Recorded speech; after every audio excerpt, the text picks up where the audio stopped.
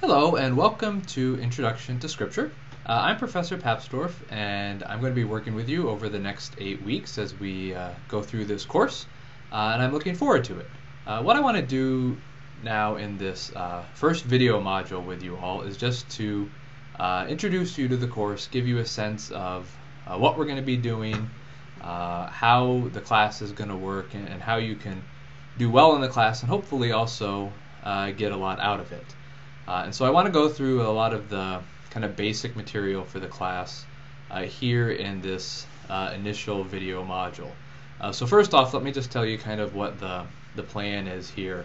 Most of these modules are going to be about 50 minutes long, is going to be the goal we're aiming for. And in this module, I want to go through a little welcoming, which we're doing right now. Then I'm going to talk a little bit about what we're going to be doing in the class, what kind of things we're going to be talking about, reading about, and thinking through as we go through the next 8 weeks. And then I'm going to talk a little bit about what some of the keys to success are going to be in this class. So we'll point out some kind of key things on the syllabus that you're going to want to keep an eye on, and then also just give you some kind of general tips for making sure you do well in this course, especially for those of you who may not have done an online course before. I'm going to talk a little bit about who I am and where I'm coming from, just so you have a sense of who your instructor is, and also a sense of kind of what perspective I'm going to be taking on the Bible and the different topics that we look at as we go through the class. And then lastly, I want to just introduce you briefly to the Bible and give you a little sense of how we're going to be using it and how to find readings that I might want to give you as we go through the class, and then also talk a little bit about the textbook so that you can kind of know what the plan is going to be in connection with the textbook, especially in these first few weeks of the class. So that's kind of a checklist of the things I want to get done here in this first module, and so we can just start on down the list then. Alright, so first off, we want to talk a little bit about what is it that we're going to be doing in this class. Now, I understand that probably most of you are taking this Intro to Scripture second 8 weeks here because you need to fulfill your Intro to Scripture requirement as part of your graduation requirements. And I certainly understand that, and I want to do everything I can to make sure that you can succeed, not just in meeting your requirements, but doing well in the class academically, so that you can go on and do whatever else is part of your course of study. But of course, since we're going to be doing this class together, for whatever reasons might have brought you here, I think it's worth our time to think about how can we get the most out of this experience possible, right? We don't want to simply just go through the motions and kind of do what we have to do to get a grade, to get a requirement on our transcript completed. I really want this to be an opportunity to do what I think college education really ought to be all about, and that is to take some time to think about some of the big important issues in life. And that's exactly what I want to do here in this class. I also want to connect it with real life, right? Because most of us have very specific practical purposes for getting an education. We want to get a particular job. We want to get a particular career possibility open to us. And hopefully these general education classes like Intro to Scripture can do something like that. And so really my primary focus in this offering of Introduction to Scripture is to get really practical, to really focus primarily on thinking through how is it that we take this text of the Christian Bible, and how would it actually relate to real life? How can this book, or this big collection of books, as we'll talk about in a little bit, how can it actually connect to the way we live our lives from day to day? And that's really what I want to focus on in this class, more than a historical survey or more than kind of literary analysis, is to really kind of go through some certain parts of the book and really think about how can this shape my everyday decisions, my everyday actions? Or if we're not Christian, or we don't accept the Bible as a religious authoritative text ourselves, to think through, how would this shape the conduct of others who hopefully we want to be able to better understand as part of our culture and society. So that's the primary goal, is to connect the Bible to everyday real life issues. Now, in order to do that, we need to also do some secondary work, and that is to get a broader understanding of what the Bible is, how it was written, what context it was written in, and kind of the overall story, if you will, of the Bible. And so that is where specifically our work with the textbook for this class is going to come in. So hopefully you've all gotten in one form or another the Drama of Scripture, which is available in the bookstore and of course on Amazon and lots of other places online. And so we're going to be using the textbook primarily as a way to give us kind of a general sense of what the Bible is all about, as a continuous narrative that runs through thousands of years of history. And that's not really going to be our primary focus. I really want to focus on connecting the Bible to real life. But in order to be able to do that, in order to understand the Bible properly, we do have to have some sense of how the whole story fits together, and where the particular passage we might be concerned about at any given moment, how that fits into the bigger picture. Otherwise, we can easily end up taking passages out of context, out of the bigger picture, and then we won't be able to really interpret them properly. So we are going to do some of the big picture stuff, but again, I really want to focus on kind of real life concerns, real life issues, and thinking about how we use the Bible for that. Now again, why is this important? Well, for those of you who are Christians of some tradition or another, obviously this is going to be important for you, or at least it potentially could be, right? Because Christians, whether they're Catholic or Protestant or Orthodox or some other tradition or denomination, they all tend to see the Bible in whatever it looks like, whether it's leather bound or gold trimmed, or whether you use an online one, right? They're all going to take it as authoritative. That is, they think in some way or another it really should have authority in their life in shaping the way they live their life. But I would argue that even for non-Christians, it would be helpful to have a good understanding of the Christian Bible. For one reason, right, having a basic understanding of the Bible is really essential if you're going to be educated and have a proper understanding of Western culture and history.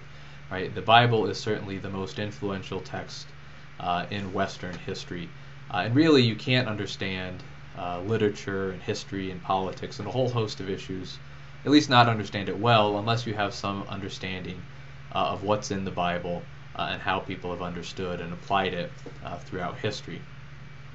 But beyond that, just kind of general education and sense of our culture, going through this process of studying, how would we connect these biblical texts to kind of real life concrete decisions that we might want to make on a day-to-day basis, is, I think, a very useful exercise whether you're Christian or not, because it can really help us think about how basic beliefs, basic values are translated into and are connected to the concrete decisions that people make from day to day. So even many Christians probably haven't really thought through, how is it that the Bible shapes or should shape my actions when I go to the store, or when I go to work, or when I come home and relate to my family. And even for those who aren't Christians, studying the way those connections are developed and made in Christian life with the Bible can give us an understanding of how that process works in whatever philosophy or religion or worldview we find ourselves in, or that we want to understand. Right, going through this process of looking at how we draw principles from the biblical texts and then apply them to everyday life is going to be a useful practice for understanding any religious or ethical or philosophical system that we want to approach and deal with critically. And then lastly, I would say, kind of coming again back to the real life issues and why is it that I'm teaching a class like this, is that at the end of the day, I really believe that thinking through the biblical material and how it would affect our everyday lives is really going to help us live better lives, right? That we will be able to make better choices on a day-to-day basis. And I know that every time I teach this course, or this kind of course, I find new things. I think about new issues where I find something I'm doing kind of in my own day-to-day life where I can't really match it up with the biblical material. And that can either force me to think about maybe I'm not interpreting the Bible correctly here, or on the other hand, it can lead me to the somewhat uncomfortable conclusion that the way I'm living, the way I'm acting doesn't really match with what I claim to be my ultimate beliefs, or what I claim in regard to the Bible being an authority for me. So I think beyond getting a grade, beyond a transcript, there are lots of good reasons why we ought to study the Bible, whether we're Christian or not. And so hopefully you will find some of that value as we go through this course together. All right, so now that we've talked a little bit about what value we might find in this course, I thought it would be helpful to take a little time here in this first module to talk a little bit about how to make sure that you do well in this class academically. Because again, I understand that many of you are going to be concerned about not just completing the course, but doing well in order to keep open all your options for your academic careers moving forward. And there's a number of things to keep in mind as we get started in this class that will be helpful to make sure that everything works out as best possible for you in the class. One thing to say here at the outset is that there are a couple of reasons why this class is something to think about, particularly as you plan out your workload for the coming 8 weeks. On the one hand, right, this is an 8-week course, and as you all hopefully understand, right, an 8-week class is essentially taking an entire semester worth of material and doing it in half of the time, right? So it needs to be clear in your mind as we go into this that this is not going to be less work than a traditional semester-long class, and that we're going to need to cover basically the same amount of material and do it in half the time. So that is going to mean that there is going to be an accelerated pace to the workload as we go through this 8 weeks. And so again, this is not my efforts to be mean. This is not an attempt to make your lives miserable. It's just the reality of the situation that as an accredited college, we have to deliver 3 credits worth of material in any 3-credit course. And we need to be able to document that to show that we're doing the same amount of work in an 8-week offering of a course as we do in a 16-week. So just be clear as we go into this that it is going to be a faster pace of work than you might be used to in your usual 16-week courses. The other thing to bear in mind as we go into this class is that, as you obviously know, this is an online course. So there's not going to be regular meetings in the traditional sense of showing up at a particular room at a particular time. But it's also important that you understand, as an online course, this doesn't mean that this is basically kind of a correspondence course, right? And that you can just kind of, whenever you want to, catch up on the work and then send it all in. And as long as you get it all done by the end of the 8 weeks, everything will turn out all right.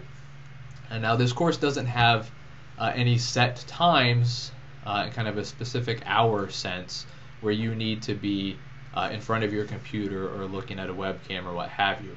But that doesn't mean that there's no timeline or schedule to the course. As you'll see by looking at the syllabus, the course is broken up into a number of different modules. And basically what we're going to do is that each week through the next 8 weeks there will be 2 modules that are going to run roughly from Sunday to Thursday and then Thursday to Sunday. And in each of those modules, 2 a week, there are going to be regular things to be done, right? Which will include watching a video module like this. It will also include doing some reading, and it will also include participating on the course discussion boards. And so all of those things are going to be things that you will need to make sure get done in those 3 or 4 day blocks as we move through the class. Now, of course, Occasionally, if you fall behind on one or two discussion boards or what have you, that can still work out all right. There could be a slight penalty for being late with things, but you can still get caught up and do well in the class. But if it becomes a chronic issue where you're not participating on the boards in the assigned time span, or you're not keeping up with viewing the modules and other assignments, that will become an issue. So you'll just want to make sure that you're planning, as you think about this class, this will be something that you need to do regularly. Every 3 or 4 days there's going to be specific material that you need to get through and then discuss on the discussion board as part of the class. Now again, the idea here isn't just to be kind of harsh and rigorous and kind of run you through a gauntlet. The idea is that a big part of this class is intended to be the discussion, right? And so you're going to get my thoughts on a lot of these issues through these video modules that you're going to be watching. But really the other half of the course is going to be the discussion that you have with other students in your discussion group and with me participating in there as well. And so this is not a kind of one-way course where I talk to a video camera and you take down notes and then do some exams. It's much more intentionally aimed at getting some real discussion going, so that you'll talk about your ideas, your reactions to the material, to the readings. You'll talk about it with other students and see what they think, and we'll really kind of practice the kind of informed dialogue about these big issues. That's one of the goals of the class. And so that's why we have to have a schedule, right? So we give a little flexibility to accommodate lives and work schedules and other courses, but we do need to keep it in that kind of 3 or 4 day time span for each module, so that we can really keep a real discussion going with other students in your group. So that's some kind of big general things to keep in mind as we start this class. A little more specifically, I want to talk you through some of the material or some of the things covered in the syllabus. So if you haven't looked at that already, please make sure that you go on Blackboard and download a copy of the syllabus and work through it carefully, just to make sure that you understand what all the expectations and plans will be as we go through this class. And I've already kind of talked through some of the initial things about what I want to accomplish in this class, so we won't talk about that there now. But let me just highlight a couple of things here just on the opening page for you to think about. You can see my phone number and my email there. You can also email through Blackboard if you want to do that.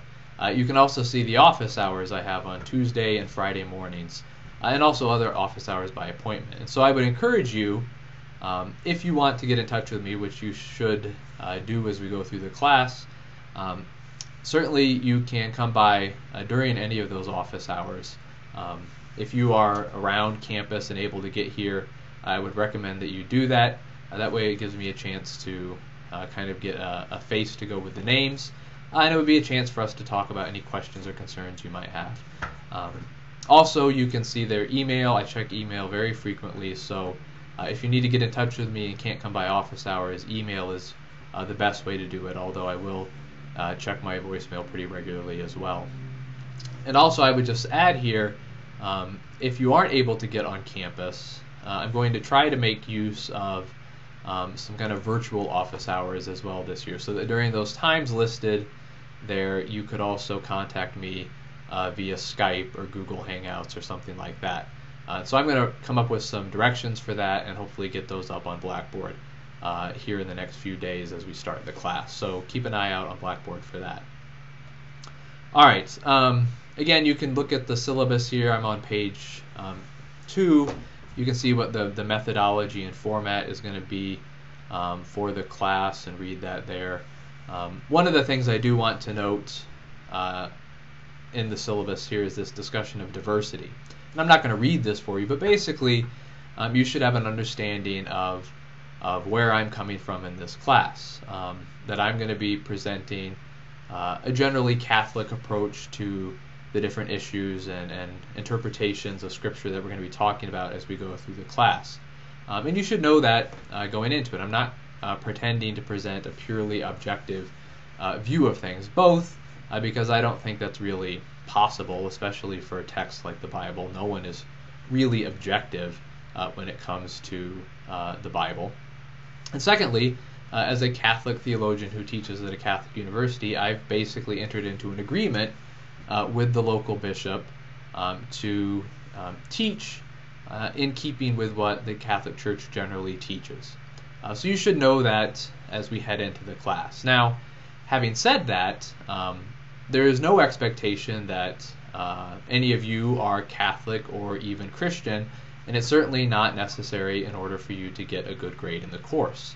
The grades in the course will be based solely on how well you understand the material, your ability to kind of critically analyze and reflect on texts and issues, your ability to write and communicate well, and to make good arguments for your positions. Right? That's what grades are going to be based on, is your knowledge of the material and kind of your critical thinking and communication skills. So another way to put it is you can write a discussion post or create a final project where you take a position that is diametrically opposed to the Catholic view on a particular issue. You can do that and still receive an A in the course, as long as you cover the material properly, that you explain your position clearly and communicate well. You can get an A. On the other hand, if your discussion post or your project simply says, well, I think this is right or wrong because the church tells me so or because my pastor tells me so, that's not going to get a good grade in the class. The point of the class is not to agree or disagree with the Catholic Church or with me. It's to really critically think through and then write about and support your positions, drawing on the biblical text. So please don't feel like I'm expecting agreement with everything that I say. Really, if you don't disagree with what I'm saying at some point or another in this class, it probably means you're not really thinking through the issues enough, because we're going to cover a lot of material where there are a wide range of beliefs, even within kind of committed Christian circles. So I would certainly expect some disagreement at one point or another in the class. Okay, moving a little further along here in the syllabus. In terms of reading assignments, again, this will be something that's important for you to keep up with as we go through the class. We're going to be taking readings obviously from the Bible, and then also from the textbook and from some additional sources that I will post on Blackboard. So the textbook, again, you can see it here. Hopefully you've gotten a copy of that, and if you haven't, it's kind of very important that you do that as soon as possible. One of the things you'll see in the syllabus is that really my goal is for us to cover this book in the first 3 or 4 weeks of the class. And so the reading is going to be kind of front heavy in this course. And I do that because, again, like I said at the beginning of this video, you need to have some kind of a sense of the overall story, the overall picture of the Bible, in order to interpret a particular passage as well. And so instead of asking you to read the entire Bible, which I thought would be a bit much in an 8-week class, I thought we would go with this book, which gives a nice overview of the biblical story, if you will.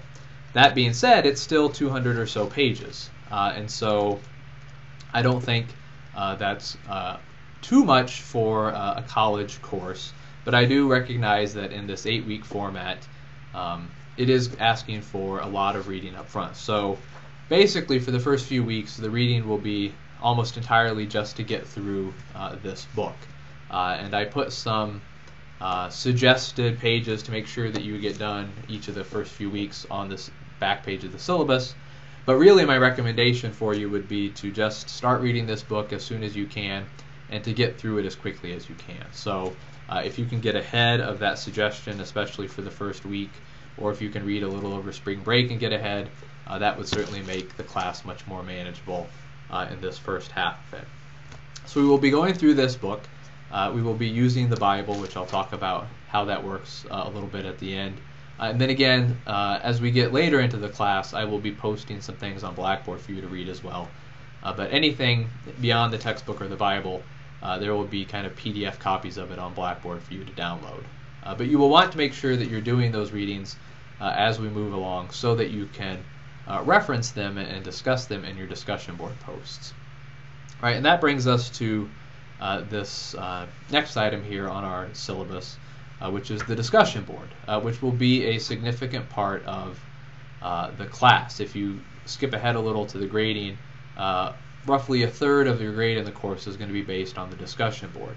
And that's because I really want this to be an essential part of how the class works and what you devote your time and energy to. So that in each of these modules, basically half of a week, Sunday to Thursday or Thursday to Sunday, you're going to watch the video, you're going to do the readings, and then you're going to go on Blackboard into your discussion group and make an original post. So I will typically give you a question to respond to, asking for you to give your take on a particular view raised in the module or in the reading. And then I'll ask you to kind of give your original response to that, which you can post in Blackboard. And then what you'll also need to do sometime in that Sunday, Thursday, or Thursday, Sunday time span is go in and find another student's response, and then you can respond to their post. So hopefully all of you are familiar with how a discussion board works. If you're not, please let me know as soon as possible, and I can give you instructions on how they work. But for most of you, I would guess that discussion boards are something you're at least a little bit familiar with at this point. So you can look on Blackboard, and I give you a rubric that will tell you kind of how the discussion boards will be graded. And you can look at that and get a sense of what I'm looking for. And also I will be in touch via email with some instructions on the discussion board to kind of spell out what I'm looking for. And then also after you've done your first week or so of postings, I will come through and email everyone in the class just to let you know if everything looks okay with your discussion board post, or if there's things that need to be addressed to make sure you get a good grade in that. So please look at the rubric on Blackboard, and then also watch your email for some more specific instructions on discussion board posts, because that will be a significant part of your grade in the class. All right, moving along, the next thing in our syllabus is the midterm. The midterm is going to be really based almost entirely on your reading of the textbook. So I will give you some instructions as we get closer to that in the class, but it will probably be primarily some short answer and maybe an essay or two, just asking you for the big ideas taken from the textbook. And so just be aware that that will be coming. And then lastly, in addition to the discussion board and the midterm, the other big part of the class is going to be a project that you undertake. And there's kind of two parts to the project. So first of all, I will ask you to write a short paper, maybe about 5 pages or so, kind of talking about how you would apply a biblical text or some biblical text to a particular real life issue. It could be something like going out for drinks with friends, or whether you should buy a luxury car, or what kind of a job you should have. And you'll see examples of what I'm looking at as we go through the class. And then you're going to talk about, okay, well, how would we use the Bible to inform this decision or shape this decision? And of course, you can agree with what the Bible would say about that or not. That's entirely up to you. But you're going to write a short little kind of outline of how you would make that argument. And then ultimately what I would like the final project to be is not a long-term paper, but instead some sort of an online presentation of your research and your thinking. So it could be something like a video, or a web page, or a Prezi that we could look at online that you would walk through. And so I'll be thinking about and talking with you about ideas for what that might look like as we go through the class. So I will be getting some specific instructions on that in the coming weeks. But just have that in mind for that being kind of the ultimate project in the class. And if you have some suggestions for what you might like to do in terms of giving an online or virtual presentation, please let me know, and hopefully we could incorporate your ideas into the instructions for the final project. All right, trying to get through the rest of this here. You can see the policy on makeup and late work, so please read through that carefully. Discussion board posts and other assignments will be penalized if they're late, and there is a cutoff of basically a week for making up any missed material. So you will want to make sure that you keep an eye on that, because you can't come back at the end of the class and try to make up things missed multiple weeks earlier. So just please be aware of that. If something significant happens in life, a major crisis that really means you can't keep up with that schedule, please let me know and we can try to work something out. One of the other key things to note here is on this third page, I think, of the syllabus is the issue of academic integrity. So please be aware of this. Particularly in an online class, it might be tempting to kind of cut and paste things from different sources.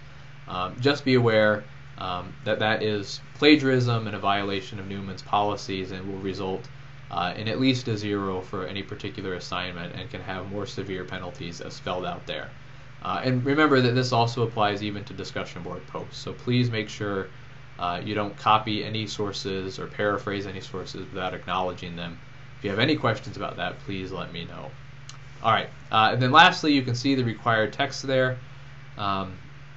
You should make sure that you have access to a Bible that you can use, and it could be online, but I would recommend, if possible, it might be good to have a physical Bible. So you can see there that I suggest you get a standard translation. So these are going to be things that usually have nice acronyms, the NAB or the KJV or the RSV or what have you. If you have any questions about whether your particular translation of the Bible is going to work or not, just let me know via email. All right, and then lastly, we're almost done. You can see you should make sure that you are familiar with Blackboard. The other thing to make sure you know is that when I want to communicate to the class, the way I do that is I go into Blackboard and I have it send an email to students. So the default on Blackboard is that it goes to your Newman email account.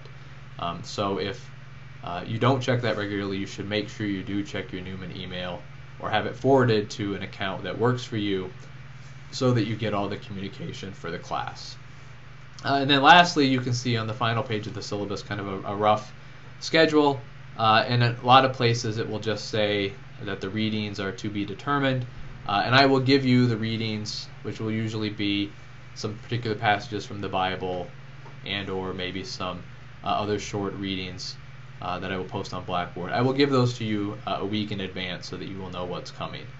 So those will get filled in again as we go through the class. And thank you for taking the time, but hopefully I think at this point that gets us through the syllabus. And again, I would just wrap all this up by saying, please make sure that you look on Blackboard and in your emails regularly for any information I'm going to give you.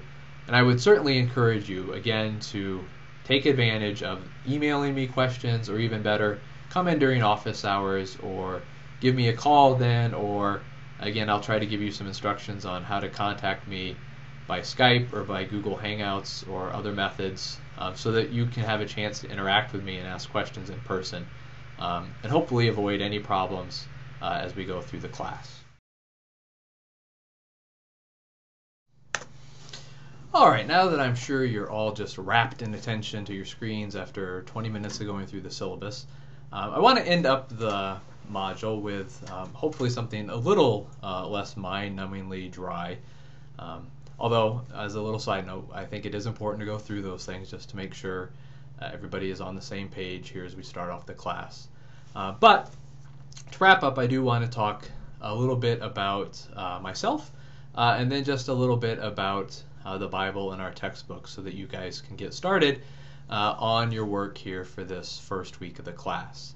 So again, just to take a second to tell you a little bit about kind of who I am and where I'm coming from, which I know is a little harder to get a sense of maybe in this online format, but I'll do the best I can. I grew up here in Wichita. I moved here when I was 5 and grew up here until I went off to college. And I was raised in a pretty conservative Baptist family. And so I attended a local Baptist church, which was known as Messiah Baptist Church, which eventually moved from the location where it was when I grew up out to the Northeast Expressway and changed its name to New Spring. And so if you are from the Wichita area and know New Spring Church, that is basically the church I grew up in, although it's moved and grown quite a bit and has changed its name. But my parents still go there. My dad's a trustee. My mom works there in the church office. So they're still very much involved in that church. So I grew up there. I had church 3 times a week. We use the King James Version of the Bible.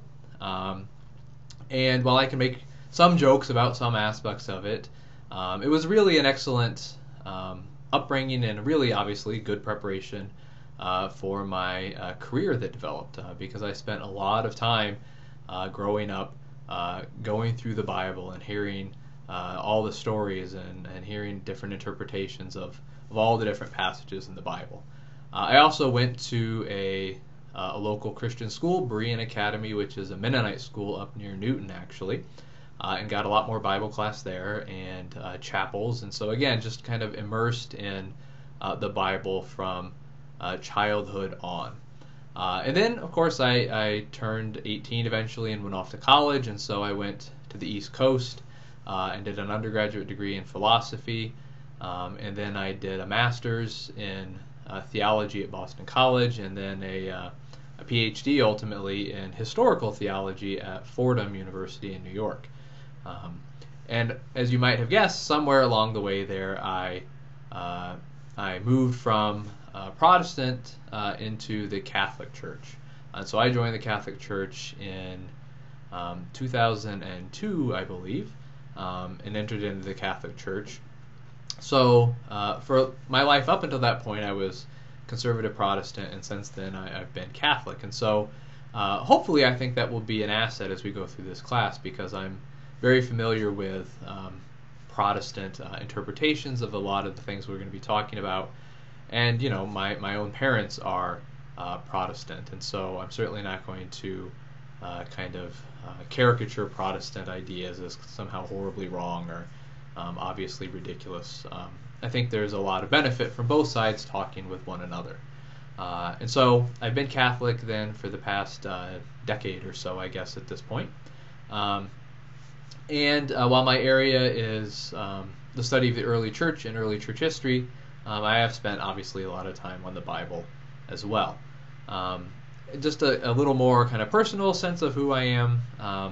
Obviously I live here in the Wichita area. I live outside of town a ways. I've been married now for 15 years, and I've got 4 kids, ages 10, 7, 5, and 3, which keeps me on my toes, as you might imagine. I also have only a dog at present, but we'll probably have some chickens again by the time this class is over, and probably some guineas as well. And we will maybe talk about some of that as we get to some of the questions about, well, what would the Bible tell us to eat? But we'll save that for a later module. So that's just a sense of who I am, and I would again encourage you, if you can, to come in on office hours and we can talk a little. Or if that's not possible for you, again, if we can communicate online so that I can see your face and not just have you looking at mine all the time, that would be great as well. And again, just so you know, as we go through the class, some of the videos might change. Hopefully I'll organize the books on my shelf back there. But we'll continue to work the same. So I'm trying to experiment with some different recording techniques and things like that. And so if you find anything particularly helpful or particularly distracting, let me know. And so I would appreciate any feedback you can give me as I keep working on doing these online courses.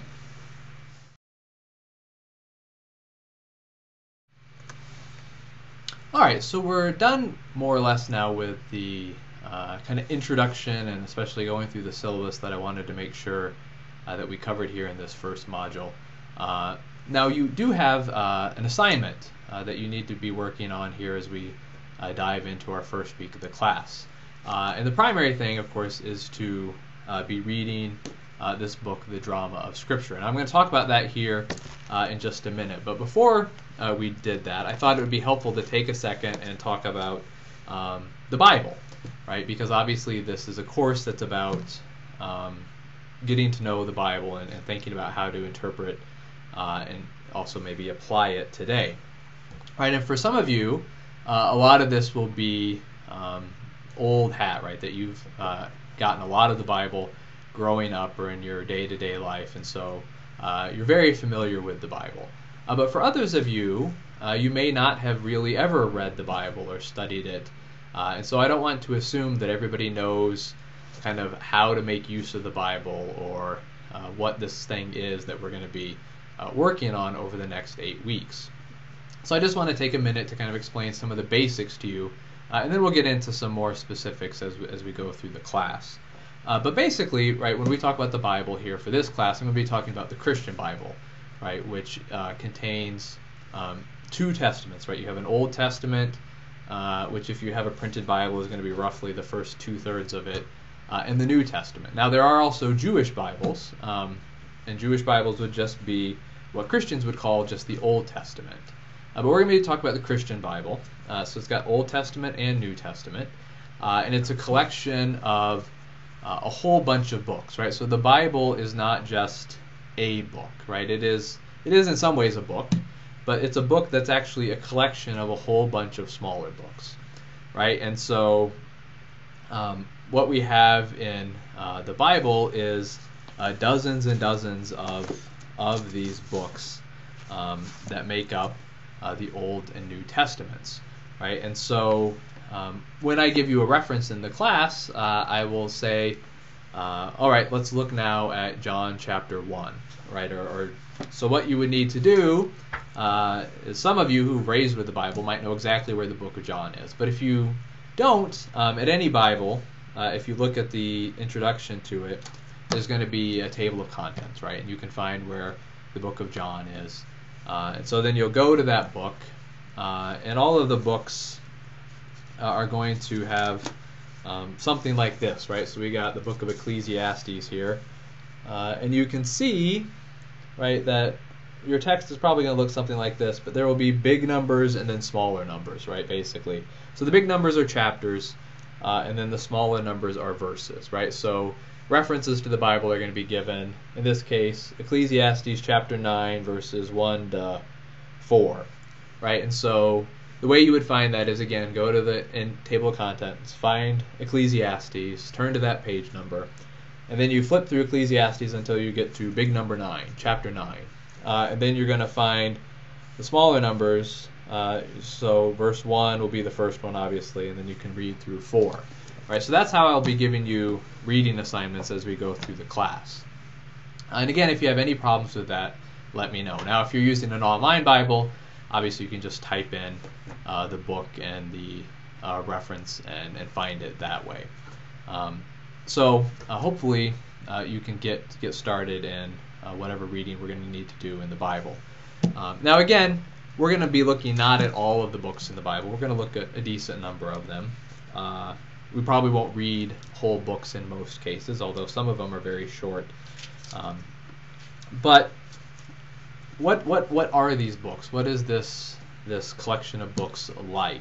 And one of the key things to remember as we get started talking about and then reading and making use of this the book of the Bible, right, is to understand that you've got all of these books that make up the Old and New Testaments. It's important to remember that they're not all the same kind of books, right? So that we have multiple genres here in the Bible, right? And if you've taken any literature classes, you should be familiar with this idea of genre, right? It's basically, what kind of book is it? Is it poetry? Is it romantic fiction? Is it history? Is it a law code? Right? And we basically have all different kinds of genres in the Bible. And so just because it's in the Bible doesn't mean we're going to necessarily read it one particular way, right? There's going to be poetry. There's also going to be law codes. There's also going to be historical narratives. There's going to be personal letters, right? And that we'll need to read each of those with a sense of what kind of book it is, what genre it is. So that will be something that we'll talk about and is important to keep in mind as we go through all these different books that make up the Bible. The other thing to keep in mind is that there are numerous authors of these different books. Now, Christians would say that the Bible as a whole has God as its author, right? That God in some way inspires the Bible. And we'll talk a little bit about what that means more next time. But all Christians would agree that there are a lot of different human authors of the different books. And in a lot of cases, many scholars would argue that even within one book that there can be multiple authors who worked on bringing that book into the form that we have today. And so there's a whole host of different viewpoints in there. We also have to add to that the fact that it's written over a period of many centuries. And again, we'll talk a little bit about that range and what scholars think about that next time. But at the very least, it's going to range by roughly 1,000 years of written material, right? And so again, we should expect to see some differences in different viewpoints, right? That even if we took one country, say England, right, and compared what's written there today with what was written around the year 1000, there would be a lot of commonalities. You could see it's basically the same language and things, but there's going to be obviously some key differences. And so we'll need to keep that in mind as we look at this book as well. All right. And again, we'll talk a lot more about that next time. But what I want to do then finally to just give you a sense of getting started on this book is called The Drama of Scripture, Finding Our Place in the Biblical Story. Right? And just so you know, going into this book is actually a book by Protestant authors. It's written by a couple of fellows who I've never met but seem to know their stuff pretty well. And so they've written this book as a way to try to tell the overall story of the Bible in a fairly manageable space. And I think they do a nice job of that. Now, it's important as you start reading this that you also have a sense of what they're trying to do, right? So when we look at the biblical books, we're going to be talking about, what was the author trying to do when writing this book? Well, it's also helpful to think about that when you're looking at your textbook, right? And what are they trying to do? And again, there's a lot of things that they're probably trying to accomplish here, but one big thing that you need to understand going into this is that in a lot of modern scholarship about the Bible, right? So when the big wigs at Harvard or Yale write books and articles about the Bible, one of the things that kind of drives academic study of the Bible is it's basically all about dissection, right? And so what scholars will do is they wouldn't talk about, well, the Bible says this, right? It's going to be, there's a real focus on each individual book, and then even within the individual books, individual passages, and they find different authors within a book or different sources within a book. And there's a real drive in a lot of academic study of the Bible towards kind of dividing it, right? To say, well, there's not really a biblical view of anything. We need to look at it as individual pieces and as all kinds of different traditions. And there's something to that, right? I've just talked to you about how important it is to understand that there are different perspectives from different times and different genres in here. But what academic scholarship does is it takes that idea and basically draws from that a different conclusion, right? And says there is no overall narrative. There is no overall story of the Bible. There are no coherent messages, right? That what the Bible really is just a collection of a whole bunch of different voices that don't necessarily agree with each other, that don't really present kind of a coherent view of life or a coherent view of God or His plan. And so modern scholars basically take this kind of dissection approach as far as they possibly can, right? It's all about different voices and different agendas and different traditions. So what's going on in this book is an attempt to balance that, right? To say, yes, it's important to know the history and context and the viewpoints of the individual authors of the biblical books, but what these guys are basically trying to argue in writing this book is that despite those differences, despite those things that we need to take into account, there is an overall narrative, right? There is an overall story that ties it all together. And that even though there might be different emphases from one author to another, that they do share a common vision, a common idea of who God is, of what He's trying to do through history. And so that's really what this book is trying to do, is to give us a sense of what that overall story of the Bible is, and arguing that there is a coherent story to be found there. Now again, you can evaluate that, you can think about that for yourself and decide whether or not you agree, but I think it's important to know that that's what's going on in this book. And so again, I think for the first week I suggest you get through at least the first 45 pages or so, If you can go further than that the first week, I'd encourage you to do so. But please get started on reading that book. And if you get started reading on it and it sounds like they're talking about things you just don't understand, don't know what they're talking about, please email me or come to office hours or come to virtual office hours or what have you, because I want you to be able to feel like this is as much of a traditional class as possible. You can ask questions as you're reading. If there's something that doesn't make sense, please don't hesitate to let me know. All right. Otherwise, I think we are about at the end of our time here for this first module. So again, please get started on your textbook rather. And again, go through the syllabus, make sure you understand how things are going to work, and don't hesitate to let me know if you have any questions, or even if you just want to introduce yourself, please drop by or send me an email or let me know anything that I can do to be of help as we get started here in the class. All right, thanks very much, and I will see you again in the next module.